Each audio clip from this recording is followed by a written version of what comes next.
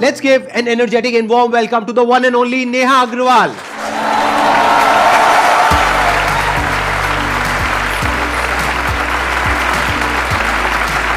Please.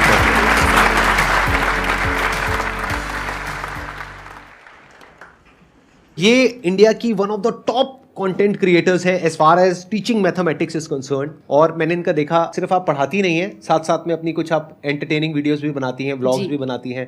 Sir देखो, मैं honestly बताती हूँ, मैंने 2009 में, वैसे तो 12th के बाद जब मैं ग्रेजुएशन पोस्ट ग्रेजुएशन कर रही थी, मैंने साथ साथ घर पे पढ़ाना स्टार्ट कर दिया था। लेकिन 2009 में मैंने फॉर्मली स्कूल ज्वाइन किया पढ़ाने के लिए। 11th 12th को मैथ्स पढ़ाती थी एंड तब आप ये सोचो, सेकेंड ईयर में मुझे हेड ऑफ डिपार्टमेंट बना दिया गया। तो वहाँ पर ये था कि मेरी टीम में लगभग 10-11 टीचर्स थे जो मुझे रिपोर्ट कर रहे थे एंड उनमें से कईयों का एक्सपीरियंस मेरी उम्र से उस वक्त ज़्यादा था। एंड उस वक्त आप समझ सकते हो, इस तरह का एक माहौल रहता था कि यार ये आई है, ये क्या हमें बताने की कोशिश कर रही है। एंड हालात इवेंचुअली ऐसे हो गए, ऊपर से शुरू से क्या था कि मैं बहुत वर्क ओरिएंटेड टाइप इंसान रहती हूँ। तो ऐसे में क्या हुआ, मुझसे ये नहीं होता अरे मैम वाह क्या साड़ी है आपकी, आज तो बहुत ही स्लिम ट्रिम लग रहे हो, बहुत ऑसम लग रहे हो। मुझसे वो कभी हुआ ही नहीं, ना आज हुआ ना आज कभी होता है। तो इवेंचुअली हालत ये हो गई कि I was told to resign from my first job, क्योंकि इतनी पॉलिटिक्स क्रिएट कर दी गई। एंड उस दिन मुझे एक बात बोली गई कि तेरा कुछ नहीं होगा, तू सिर्फ घर पे बैठेगी। That was in which year? That was I think 2009 में स्टार्ट किया, 2010 या 11 की बात है ये। लेकिन मुझे लगा यार, आज मैं सोचती हूँ कुछ हुआ या नहीं हुआ, मैं यहाँ पर इतने बड़े प्लेटफॉर्म पे सर के साथ बैठी हूँ, तो कुछ तो लाइफ में ठीक किया ही होगा। This is what I feel.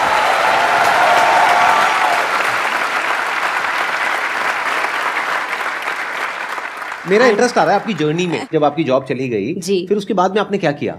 तो सर एक्चुअली क्या है ना कि दिमाग में ये चीज़ तो काफ़ी टाइम से चल रही थी। उस दिन मुझे लगा यार कुछ तो करना है, क्योंकि मैं हमेशा से बिलीव करती हूँ कि यार बोलो मत, अपने काम को जवाब देने दो। उस दिन मैं ना सीधा घर नहीं गई, उस दिन मैं सीधा गई बेरसराय की मार्केट। अब अगर नहीं पता हो तो दिल्ली में एक ऐसी मार्केट है जहाँ पर ना आपको बड़े बड़े कोचिंग इंस्टीट्यूट्स के मटेरियल, किसी भी आप एग्ज़ाम के लिए प्रिपेयर कर रहे हैं, सेकंड हैंड थर्ड हैंड औने पौने दामों पे सब मिल जाता है। तो वहाँ मैं सीधा गई, मैंने काफ़ी सारे कोचिंग इंस्टीट्यूट्स का जेई का मटेरियल ख़रीदा। तो मैं ऑलरेडी 11th 12th को तो पढ़ा रही थी, मैंने जेई का मटेरियल लिया एंड खुद को अगले 2-3 साल में जितने कोचिंग मटेरियल मेरे पास हो सकते थे सबसे खुद को प्रिपेयर किया। अब पहले से ही मैं बच्चों को तो पढ़ा ही रही थी, लकीली कुछ ऐसे ब्रिलियंट स्टूडेंट्स थे, आई थिंक उनमें से 2-3 ऐसे थे वो जेई के लिए भी प्रिपेयर कर रहे थे। तो मैंने बोला ठीक है, उनके साथ मैं भी लग गई।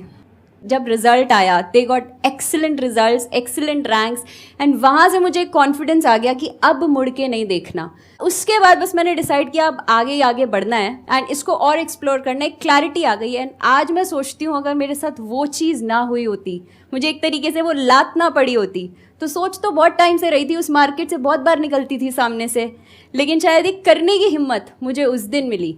सो आई गेस उसके बाद तो फिर there was no looking back. फिर उसके बाद में यूट्यूब की जर्नी कब शुरू हुई आपकी और कैसे हुई? एज अ टीचर मेरी शुरू से ये पॉलिसी रही है कि कोई भी बच्चा अगर मेरे से डाउट पूछने आया है तो मैं उसको ना नहीं बोलूँगी, क्योंकि ये चीज़ मैंने फील करी है, जब एक ब्रिलियंट बच्चा होता है उसमें हिम्मत होती है, वो पूछ लेता है, लेकिन एक जो एवरेज बच्चा होगा उसके अंदर हमेशा एक हेजिटेशन होती है कि यार मैं पूछूंगा लोग हंसेंगे तो नहीं, बोलेंगे क्या बेवकूफ़ है, ये भी नहीं आता। तो जब ऐसा बच्चा एक टीचर के पास इतनी हिम्मत बना के आ रहा है, I can't say no to that child. तो होता था कि ठीक है 2-4 बच्चों को हर रोज़ डाउट ले लिए ऐसे ऐसे, धीरे धीरे करके क्या हुआ कि और सेक्शन के बच्चे भी आने लगे कि हाँ भाई ये तो आराम से बता देती है। वो एग्ज़ाम के टाइम, अब वैसे भी हमारी इंडिया में आदत है हम एग्ज़ाम से 2 दिन पहले तो सबसे ज़्यादा पढ़ते हैं, राइट। यूट्यूब पर भी व्यूज़ मैक्सिमम 2 दिन पहले जाते हैं। हाँ। तो अब ऐसा होने लगा कि शाम को भैया 2 बजे का स्कूल ख़त्म हुआ, 4-5 बजे तक बैठकर मैं डाउट्स ही सॉल्व कर रही हूँ। देन आई थॉट कि this is not the most efficient way, क्योंकि मैं बच्चों को मतलब किसी को मैं सुबह वही चीज़ बता रही हूँ, किसी को कल वही चीज़ बता रही हूँ, तो क्यों ना अपने वीडियोज़ को रिकॉर्ड करके मैं यूट्यूब जैसे प्लेटफॉर्म पे डालूँ जहाँ पे कोई भी बच्चा कभी भी पढ़ना चाहता है। तो Neha Agarwal is available on Mathematically Inclined 24/7. So that was the idea. That was in which year? This is 2017. आपके माइंड में ये आइडिया कहाँ से आया? ये जो आपने कुछ शॉर्ट्स बनाई है मैंने देखा, जी. जिसमें आप कुछ एक्टिंग भी कर रही हैं, Right. और बहुत ही इंटरेस्टिंग है वो, Right. है ना? तो ये आइडिया कहाँ से आया और इतनी हिम्मत कहाँ से आई ये करने की? क्योंकि आप टीचिंग में ऑलरेडी एक लेवल पर पहुंच गई थी जब आपने ये काम शुरू किया. आई थिंक ब्लॉगिंग आपने बाद में शुरू किया. राइट. वो एक्चुअली क्या था, बीच बीच में मैं अपने चैनल पे ही डाल देती थी. अच्छा. फिर मुझे लगा कि नहीं, जो बहुत सीरियसली क्राउड पढ़ना आ रहा है, तो ये एक ह्यूमर का एलिमेंट है मेरे अंदर शायद बचपन से. सो वैसे I have been a very introvert and बहुत जैसे होता है ना गाय टाइप ओबीडियंट बच्चा, कि जहाँ मम्मी पापा ने भेज दिया, बिठा दिया, बस वही. लेकिन आई थिंक आपके मदर फादर भी है ना यहाँ पर अभी? जी. आपको कैसा लग रहा है यहाँ पर आकर के? ठीक लग रहा है? अच्छा लग रहा है? बहुत प्राउड फील हो रहा है नेहा के लिए भी, और आपके यहाँ चैनल पे आने के लिए भी हमें बहुत ही अच्छा लग रहा है. इस पे एक बात ऐड करना चाहूंगी. उन्होंने कह तो दिया प्राउड फील हो रहा है, लेकिन दोनों have been in government jobs, तो उनका अगला सवाल यही होता है, हाँ बस सरकारी नौकरी मिल जाती बच्चे को तो और अच्छा लगता है. बिल्कुल. अच्छा, अभी भी हल्का सा वो है, राइट? अब तो नहीं होगा, अब तो इतना कमा रहे हो आप, इतना कुछ कर रहे हो, आप आइडिया नहीं लगा सकते कितना कमा रही हो. बताएंगी भी नहीं मेरे ख्याल. बताना चाहेंगे आप? मतलब जितना आप कंफर्टेबली डिस्क्लोज करना चाहेंगे कैमरे में. मैं बता रही हूँ ना कि मैं लाखों बच्चों का प्यार, हजारों कमेंट्स, हजारों ईमेल्स, जो मैं शायद पैसे देके भी नहीं किसी से लिखवा सकती. ऐसे ऐसे कमेंट्स आते हैं जब मुझे लगता है, बच्चे कहते हैं कि मैम हमारा मैथ्स में इंटरेस्ट ही नहीं था, हम दूर भागते थे, एंड हमने फॉलो करना शुरू किया, एंड सडनली पता नहीं क्या हो गया कि पेरेंट्स भी बोलते हैं तुझे क्या हो गया यार, तू मैथ्स ही पढ़े जा रहा है. तो I guess this is something which I feel I earn. क्योंकि पैसे तो शायद जब मैं टीचिंग में आई थी उस वक्त एक स्कूल टीचर की सैलरी 10-12 हज़ार से ज़्यादा नहीं थी. तो वो इंटेंट ही नहीं था कि मुझे इसलिए टीचिंग में जाना है. मेरे अंदर आई थिंक वो कीड़ा बचपन से था. वो जैसे बच्चे कहते हैं मैं डॉक्टर बनूंगा, मैं एक्टर बनूंगा, मैं आई थिंक 7वीं या 8वीं में थी, मैं कहती थी मैं टीचर बनूंगी. अब वो ह्यूमर की अगर बात हम करें तो बेसिकली नहीं, ह्यूमर से पहले मैंने जो आपसे सवाल पूछा था उसका आपने जवाब नहीं दिया. सबका इंटरेस्ट उसी में आ रहा है कि आप कमाते कितना है. मैं ठीक कह रहा हूँ, गलत कह रहा हूँ? यस और नो? जितना आप कंफर्टेबली बताना चाहें, नहीं तो ऐसी ब्रॉड सा कोई एक नंबर देके छोड़ दीजिए ताकि इनकी आंखें थोड़ी फट जाए. हाँ. मैं बेसिकली जो कमाती हूँ, जो चैनल जो मैंने monetize I think 1-1.5 lakh subscribers तक तो किया ही नहीं था, क्योंकि वो इंटेंट था ही नहीं मेरा. मुझे था यार पढ़ाना है, मेरे को थोड़ी सी जो मैथ्स की नॉलेज है वो बांटना चाहती हूँ. When I started with this journey then I realize कि नहीं, अगर मुझे और एक्सपर्ट साथ चाहिए होंगे, जैसे कोई मेरे लिए मुझे स्लाइड्स में हेल्प कर रहा है, कोई टाइपिंग में हेल्प कर रहा है, कोई एक्सपर्ट्स हैं जो अपनी फील्ड के हैं, जो वो इनपुट्स दे रहे हैं. So then if I have to sustain this model, तो मुझे कुछ ना कुछ यहाँ पर ऑन करना पड़ेगा. तो डेफिनेटली मैं इतना तो कमा लेती हूँ, एंड मेरे और भी बहुत प्रोजेक्ट्स चलते हैं. तो ये चैनल जो है मेरा वो प्रॉफिट माध्यम से नहीं है. मैं सिर्फ इतना है कि अगर मैं कल को सिर्फ ये भी कर रही हूँ तो I can coolly sustain this. हाँ जी. मतलब ये है कि नहीं बताएंगे. चलो अब आगे बढ़ते हैं. हाँ, आप बात कर रहे थे ह्यूमर की, कि ह्यूमर वाला पॉइंट कहाँ से आया? तो इनफैक्ट मुझे लगता है कि जब हम एक मैथ टीचर के बारे में सोचते हैं, आप खुद बताओ आपकी क्या इमेज आती है दिमाग में? मतलब ऐसी तो बिल्कुल नहीं आती है. मैं बताती हूँ. मुझे भी याद है अपने जो मेरे मैथ सर थे, मुझे भी याद आती है वो इमेज. आपकी इमेज से बहुत अलग है. बहुत मार खाई है मैंने, मतलब कितनी पिटाई हुई है मेरी वो मैं ही जानता हूँ. मैं खुद बताती हूँ, इमेज ऐसी आती है, एक स्ट्रिक्ट सी, खड़ूस सी टीचर. ठीक है, मतलब जिसको और कुछ लेना देना नहीं है. एक होगी बहुत ही ब्रिलियंट सी, जिसका IQ हाई होगा, वो आके क्लास में अपने जो 10-15-20 साल का एक्सपीरियंस है वो आके बच्चे को बोलेगी देखो ये तो ऐसे हो गया, इसमें ये फॉर्मूला लगा और हो गया ये. ठीक है, जो ब्रिलियंट बच्चा है वो किसी भी टीचर से पढ़ लेता है. लेकिन एक जो एवरेज बच्चा है, उसकी क्लास में अगर ऐसी टीचर की क्लास में वो 2 घंटे भी बैठ जाता है, उसका सब्जेक्ट पर से विश्वास उठ जाता है. उसे लगता है ये हो क्या रहा है, राइट? तो उसको मतलब कितने रिलेट कर पा रहे हैं इस बात से? ऑलमोस्ट सब कर पा रहे हैं. हाँ सर, इनफैक्ट मैं भी कर पा रही हूँ, मैं आपको बताती हूँ.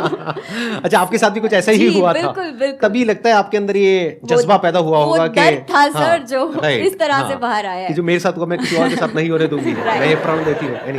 राइट. तो बेसिकली मतलब इस तरह की इमेज हमेशा रहती है, और ऐसा फील होता है जब वो बच्चा गया कि जैसे यार मैं किसी ट्रेनिंग स्कूल में बाइक सीखने गया था और यहाँ टीचर मुझे मौत के कुएं में घूम के दिखा रही है और बोल रही है देख कितना आसान है, क्योंकि वो तो पिछले 15 साल से यही काम कर रही है। अब मेरे को लगता है यार मैं तो रहने दे यार, ये मेरा सब्जेक्ट बस का ही नहीं है। राइट। सो यहाँ से वो बच्चा डिस्कनेक्ट सिर्फ टीचर से नहीं होता, वो सब्जेक्ट से ही हो जाता है। उसको लगता है ये मेरे से नहीं होगा एंड वो वहाँ से भागने लगता है। अब वहाँ पे मुझे लगता है कि मेरे जैसी टीचर जो एक बहुत एवरेज टीचर है, जो उतनी ब्रिलियंट नहीं है, जो खुद उन बच्चों में से ही आई है, क्योंकि मेरी खुद ये हालत होती थी, मम्मी पापा यहाँ बैठे हैं, जिसको मैथ्स को देख के रोना आता था, जो बोलता था यार मेरे मैथ्स बस की है ही नहीं। मतलब 11th में जब मैंने एंटर किया था, मैंने मैथ्स ड्रॉप कर दिया था। मैंने कहा था मेरे बस का नहीं है, मुझे नहीं पढ़ना। वो आई थिंक पापा के कहने पर कि ले लो, ट्राई करके देख लो, उनकी हमेशा से आदत रही है फोर्स नहीं करना, लेकिन पीछे से हल्का से कह देना कि चलो ट्राई करके देख लो बेटा, शायद अच्छा लगे।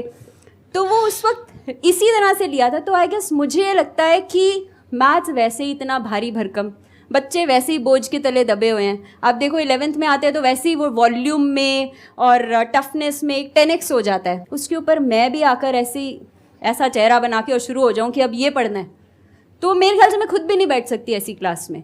So that is when I thought कि नहीं यार, दैट इज़ वाई आई से at my channel let the magic begin, कि यार अब कुछ मैजिकल करते हैं एक लाइट सी चीज़ के साथ, एक ह्यूमर के साथ। तो वो आई गेस समथिंग, क्योंकि मुझे लगता है मैं जेई के लिए पढ़ा रही हूँ 2 घंटा 2.5 घंटा मैथ्स जैसा सब्जेक्ट, बच्चा कैसे बैठेगा? आपको कहीं ना कहीं बीच में एक लाइट माहौल चाहिए, एक ह्यूमर चाहिए। सर आपके सेशंस जितने देखे हैं, I guess humour is one thing which I have learned so much from you also, कि उसके बिना I think everything is very dry, boring हो जाता है, बहुत बोरिंग हो जाता है। तो आपकी जो क्लासेस होती हैं, जैसे 2 घंटे की 3 घंटे की जो भी ऑनलाइन क्लासेस होती है, उसमें भी आप ह्यूमर को बीच बीच में इनकॉर्पोरेट करते हो? बिल्कुल सर, मैं क्वेश्चन के बीच में भी जोक डाल देती हूँ। जैसे क्या होता है कि कुछ टफ सा कुछ स्टेप किया तो मैं बोलती हूँ हाँ तुम पूछ रहे होगे, नहीं हाँ मैम सपना आएगा मेरे को, ये क्या हुआ कैसे ये कि, और फिर मैं बोलती हूँ नहीं बेटा पहली बार तो सपना आएगा नहीं, सपना आएगी। अब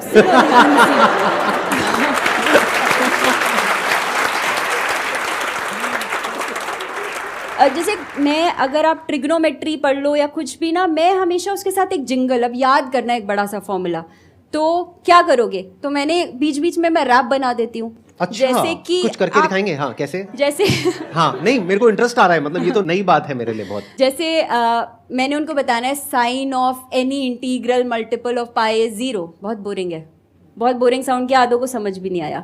अभी हम क्या करेंगे? मुझे भी समझ नहीं आया। हाँ तो अब कैसे करेंगे? कैसे अगर मुझे याद करना है, मैं आपका स्टूडेंट हूँ, मुझे याद करना है। अगर वैसे नॉर्मली मैं बोलती हूँ साइन ऑफ n पाई 0, जहाँ n इज एन इंटीजर, उसकी जगह मैं क्या बोलूंगी? साइन ऑफ इसका पाए उसका पाए, तेरा पाए मेरा पाए, सबका पाए 0 होता है। So that is what I make them repeat. बहुत डिफरेंट अप्रोच है ये, आई एम श्योर। मतलब बहुत कम लोग ऐसा कर रहे होंगे, या शायद आप ही कर रहे होंगे, आई एम नॉट श्योर। मुझे नहीं पता, एंड दिस इज समथिंग वो शायद कुछ अंदर से किसी को याद हो गया अभी जो इन्होंने बोला? कोई करके दिखा सकता है? साइन ऑफ उसका पाए तेरा पाए मेरा पाए 0 होता है।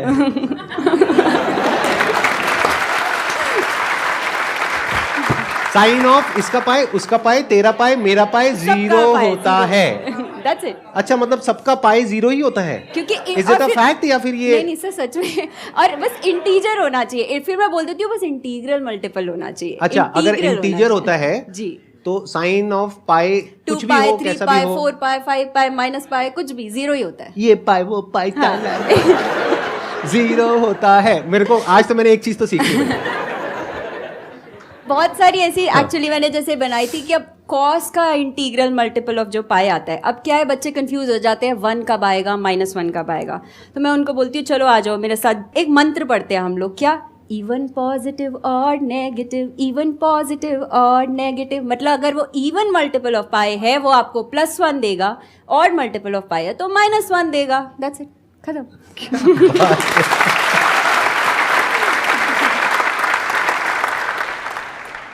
सर मैं सीए स्टूडेंट हूँ, एंड मेरा सर आप दोनों से ही क्वेश्चन है।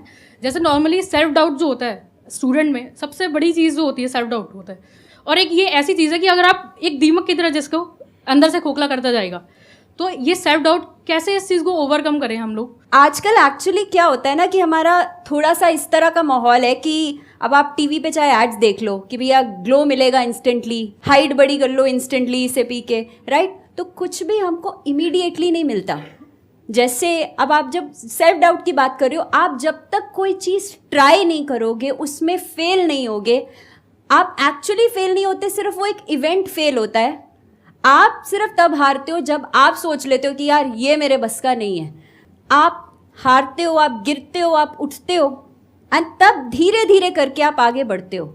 So that is the main M. और जब आप कुछ कर रहे हो यार, किसी से compete मत करो कि ये तो ऐसा कर रहा है, वो तो वैसा कर रहा है। आप खुद यूनिक हो, जो आपके ट्रेड्स है, जो आप कर सकते हो, वो शायद कोई नहीं कर सकता। Just believe in that. कभी भी लाइफ में कोई भी चीज़ होती है, उसके बारे में ये मत कहो कि ये नहीं होना चाहिए। अगर वो है तो कोई ना कोई रीज़न है। जैसे अगर बॉडी में दर्द भी है तो उसके पीछे भी कोई ना कोई रीज़न है ना। तो ये नहीं बोलना कि वो दर्द नहीं होना चाहिए, ये नहीं बोलना कि सेल्फ डाउट नहीं होना चाहिए। फॉर एग्जाम्पल, आपको गाड़ी चलानी नहीं आती, अब आप में सेल्फ डाउट आ रहा है कि कहीं एक्सीडेंट ना हो जाए। क्या ये अच्छा है, बुरा है आपके लिए? आप कहो मेरा तो कोई कुछ बिगाड़ ही नहीं सकता। पता है नहीं कि रेस क्या है, ब्रेक क्या है, उल्टा पुल्टा दबा रहे हो, जा करके चढ़ा दी किसी के ऊपर। बाकी की पूरी जिंदगी सलाखों के पीछे से झांक करके देख रहे हो। माँ बाप वहाँ पे खाना देने के लिए आ रहे हैं, बेटे जेल का खाना पता नहीं कैसा लगेगा, ले घर का खाना खा ले कभी कभी। सो समझने वाली बात क्या है यहाँ पे कि सेल्फ डाउट बुरा नहीं है। If it is coming out of lack of knowledge, lack of experience, lack of understanding, तो आपको काम किस पे करना है? सेल्फ डाउट पे काम नहीं करना है।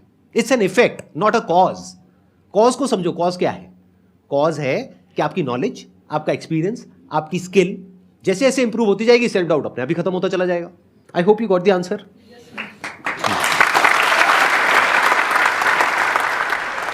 लाइफ में हम लोग जो भी काम कर रहे हैं सर, आप दोनों से मेरा सवाल, तो कैरेक्टर सर बहुत मैटर करता है। तो अगर आप दोनों से मैं पूछना चाहूँ कि एक शब्द में आपके कैरेक्टर में ऐसी कौन सी चीज़ है सर जिसने आपकी कामयाबी के लिए सबसे ज़्यादा रोल प्ले किया है सर, अगर मैं आप दोनों से जानना चाहूँ तो?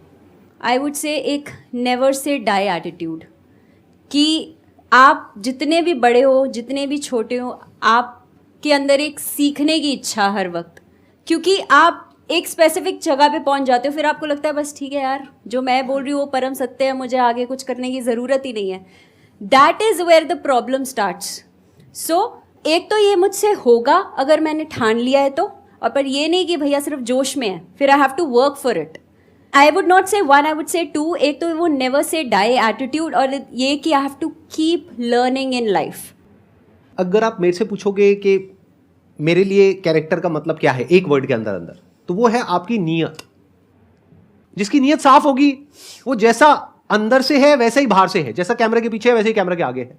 फॉर एग्जाम्पल, अभी कुछ दिन पहले I was just going through analytics. YouTube studio होता है, राइट। मुझे ज़्यादा पता नहीं था इस सब के बारे में तो मैंने कहा एक बार देखता हूँ क्या है।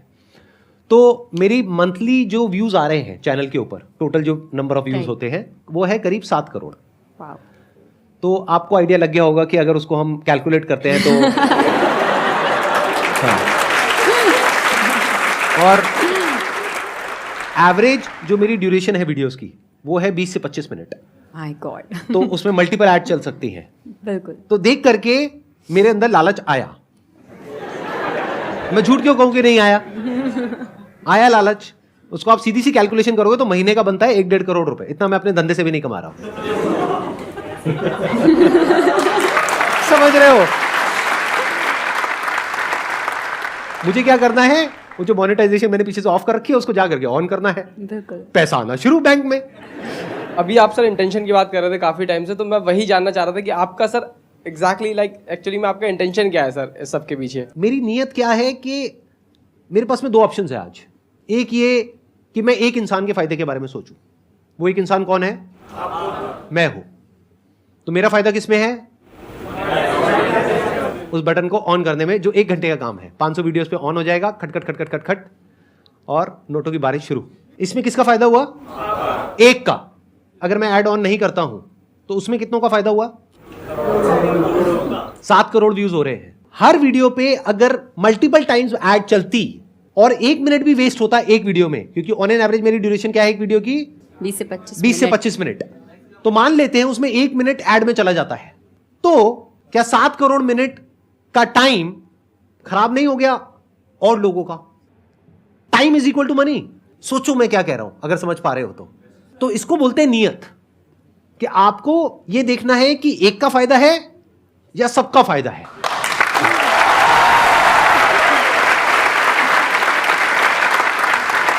आई होप आपको भी अच्छा लगा होगा यहाँ पर आकर के, मुझे बहुत मजा आया। एब्सोल्युटली, बहुत, मतलब ये तो वो होता ही है कि एक तो आपसे मिलने का मौका तो था ही, जिसके कारण जब से आई थिंक आपकी टीम से फोन आया था नींद आनी कम हो ही गई थी, बट उसके साथ साथ यहाँ पे जो एक अलग सी वाइब है, विच आई गेस शायद हम लोग वो यूट्यूब पे नहीं देख सकते, वो जो पर्सनली एक्सपीरियंस करना है, ये जो लाइफ का एक्सपीरियंस है वो अलग ही होता है, अलग ही लेवल है, अलग ही लेवल की एनर्जी है इन लोगों की। एब्सोल्युटली, ये सब भरे पड़े हैं, मतलब पता नहीं कब से इन्होंने रजिस्टर किया हुआ है, फिर इनका सिलेक्शन हुआ है और यहाँ पर बैठे हैं, लाखों लोगों ने रजिस्टर किया हुआ है मेरी वेबसाइट पे, उसमें से रैंडमली हमारे कंप्यूटर जी ने कुछ के नाम शॉर्टलिस्ट करे हैं, कुछ है जिन्होंने 4 दिन पहले किया है, किसी ने 4 साल पहले किया है, क्या 12 साल पहले तो मैंने सेशन भी करने शुरू नहीं करे थे, मेरे को सेशन करते हुए 10 साल हुए हैं। Thank you so much for coming.